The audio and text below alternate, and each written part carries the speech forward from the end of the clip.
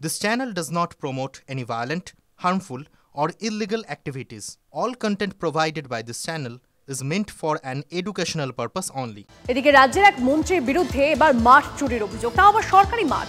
মন্ত্রী সাবিনা ইয়াসমিনের বিরুদ্ধে পূর্ত দপ্তরে লিখিত অভিযোগ জানিয়েছে কংগ্রেস। অভিযোগ, মোথাবাড়ি এলাকায় পিডব্লিউডির মাঠ দখল করে নতুন বাড়ির রাস্তা তৈরি করছেন সাবিনা ইয়াসমিন।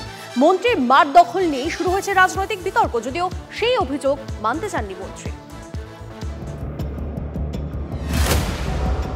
গরু, কয়লা, বালির পর অভিযোগে এবার মাঠ চুরি।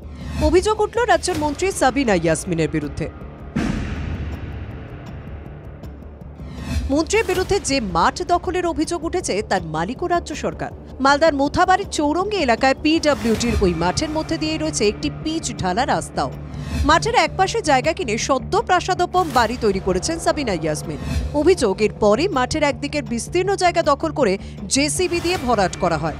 মাঠের অংশ দখল করে সাবিনা ইয়াসমিন রাস্তা তৈরি করে নিচ্ছেন বলে অভিযোগ উঠেছে। মালদা জেলা কংগ্রেসের তরফে বিডিও, বিএলএলআরও, মোথাবাড়ি থানা এবং পিডব্লিউডিকে এ নিয়ে অভিযোগ জানানো হয়েছে। মোথাবাড়ির মানুষের যেটা দাবি ছিল যে এই পিডব্লিউডি মাঠে একটা কলেজ গড়ে উঠুক, সেইখানে বাড়ির সামনে যে পিডব্লিউডির মাঠ পড়ে আছে সেইখানে তিনি জবরদখল রাস্তা করছেন। মাঠ দখল বিতর্ক নিয়ে সরব হয়েছে সিপিএম। সরকারি জমি দখল নিয়ে আন্দোলনে নামার প্রস্তুতি নিচ্ছে বিজেপিও।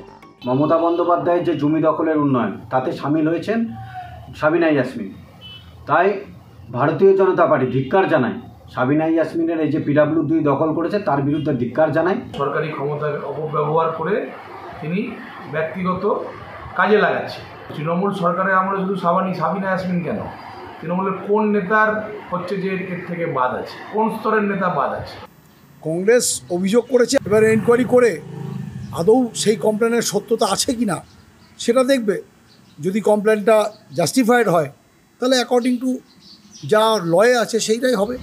মাঠ দখলের অভিযোগ মানতে নারাজ সাবিনা ইয়াসমিন। তার দাবি, কংগ্রেস ভিত্তিহীন অভিযোগ তুলছে। কমপ্লেন তো করতেই পারে, ওদের তো কাজ নাই, এমনি তো ময়দানে তো নাই কাজ, তো কিছু নাই। মানুষ পিডব্লিউডি রাস্তার উপরে রাস্তা করবে না তো কোথায় করবে? এই অভিযোগ ভিত্তিহীন। তারা রাজনৈতিকভাবে লড়াই করতে পারছে না বলে, মানে একটা কি বলবে, একটা ভিত্তিহীন কমপ্লেন করে দিয়ে তারা মানুষকে বিভ্রান্ত করার চেষ্টা করছে, তাতে কোনো লাভ হবে না। মোথাবাড়িতে সবাই এই মাঠকে পিডব্লিউডির মাঠ বলেই চেনে। বিভিন্ন জনসভা বা অনুষ্ঠানও সচরাচর এই মাঠেই হয়। মন্ত্রীর বিরুদ্ধে সেই মাঠ দখলের অভিযোগ নিয়ে তাই এলাকায় রাজনৈতিক বিতর্ক চরমে উঠেছে। মালদা থেকে শুভতোষ ভট্টাচার্যের রিপোর্ট, TV9 বাংলা। এবারে পুজোয় জোড়া নিম্নচাপের চোখ রাঙানি। ওড়িশার গভীর নিম্নচাপের প্রভাবে আজও বৃষ্টি।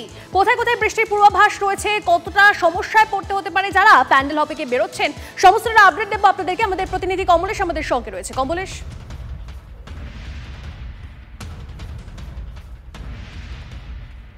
কমলেশের সঙ্গে কথা বলার চেষ্টা করবো, আমরা আপডেট নেওয়ার চেষ্টা করবো। তবে আপনাদেরকে জানিয়ে রাখি, পুজোয় জোড়া নিম্নচাপের চোখ রাঙানি।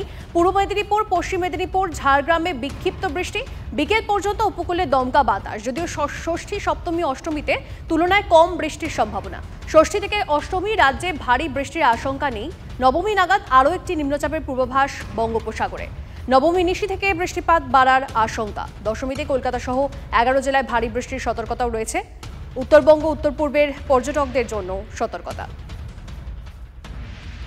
পুজোয় জোড়া নিম্নচাপের রক্তচক্ষু রয়েছে, অর্থাৎ পুজোয় যারা ঘুরতে বেরোচ্ছেন তাদের জন্য জানিয়ে রাখবো যে আজও বৃষ্টির সম্ভাবনা রয়েছে। ওড়িশায় যে গভীর নিম্নচাপ, তার প্রভাবে আজও বৃষ্টির সম্ভাবনা রয়েছে। গতকালও আপনারা জানেন যে বিক্ষিপ্তভাবে বৃষ্টি হয়েছে। কমলেশ আমাদের প্রতিনিধি আমাদের সঙ্গে রয়েছে, কমলেশের থেকে আপডেট নেওয়ার চেষ্টা করবো। কমলেশ, আজও বৃষ্টির সম্ভাবনা কি রয়েছে? আগামীকাল কি পরিস্থিতি থাকতে পারে, কি জানা যাচ্ছে এখন অবধি? দেখো, এই মুহূর্তে নিম্নচাপ উড়িষ্যার উপর রয়েছে এবং তার প্রভাবে মূলত উপকূলবর্তী জেলা পূর্ব মেদিনীপুর এবং পূর্ব মেদিনীপুর পার্শ্বস্থ পশ্চিম মেদিনীপুর, ঝাড়গ্রামের উপরে এই মুহূর্তে বজ্রগর্ভ মেঘ রয়েছে। কিছু জায়গায় বৃষ্টি হচ্ছে। এইরকম বিক্ষিপ্ত বৃষ্টি আজকে দক্ষিণবঙ্গের অনেক জেলাতে, বিশেষ করে উপকূল লাগোয়া জেলাগুলোতে, এমনকি কলকাতাতেও মাঝে মধ্যে বিক্ষিপ্ত বৃষ্টির একটা আশঙ্কা আজকে রয়েছেই। তবে কাল থেকে যেহেতু নিম্নচাপটা মধ্য ভারতের দিকে সরে যাবে, কাল থেকে ষষ্ঠী, সপ্তমী, অষ্টমী এই 3 দিন বৃষ্টিপাত একেবারে হবে না এমন নয়, তবে বৃষ্টিপাতের সম্ভাবনাটা তুলনায় কম থাকবে। ভারী বৃষ্টির কোনো আশঙ্কা এই 3 দিন নেই। নবমী রাত থেকে আবার বৃষ্টি বাড়তে পারে, যেহেতু আরো একটা নিম্নচাপ, গভীর নিম্নচাপ সৃষ্টির আশঙ্কা রয়েছে। দশমীতে বাংলা জুড়ে দুর্যোগপূর্ণ আবহাওয়া থাকার একটা আশঙ্কা তৈরি হচ্ছে। বেশ, ধন্যবাদ কমলেশ। এদিকে বোধনের আগে বিতর্ক সন্তোষ মিত্র স্কোয়ারের পুজো ঘিরে। পুজো বন্ধ করার প্ল্যান চূড়ান্ত, জনমতই একমাত্র পথ। চতুর্থীর সন্ধে সোশ্যাল মিডিয়ায় সজল ঘোষের পোস্টে শোরগোল। পুলিশের বিরুদ্ধে দর্শনার্থীদের হেনস্থার অভিযোগে সরব সন্তোষ মিত্র স্কোয়ারের পুজো উদ্যোক্তা ও বিজেপি কাউন্সিলর। যত্রতত্র ব্যারিকেড করে মণ্ডপমুখী দর্শনার্থীদের আটকানো হচ্ছে বলে অভিযোগ সজলের।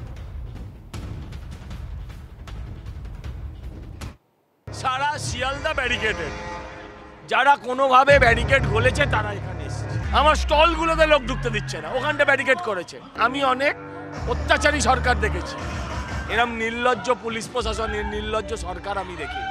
একটা ফেসবুক থেকে নেপাল হয়, এখানেও কিন্তু আমরা বারুদের ওপর আছি। কোন ঘটনা ট্রিগার করবে আমরা জানি না। অসহযোগিতা আলাদা আর অসভ্যতামি আলাদা।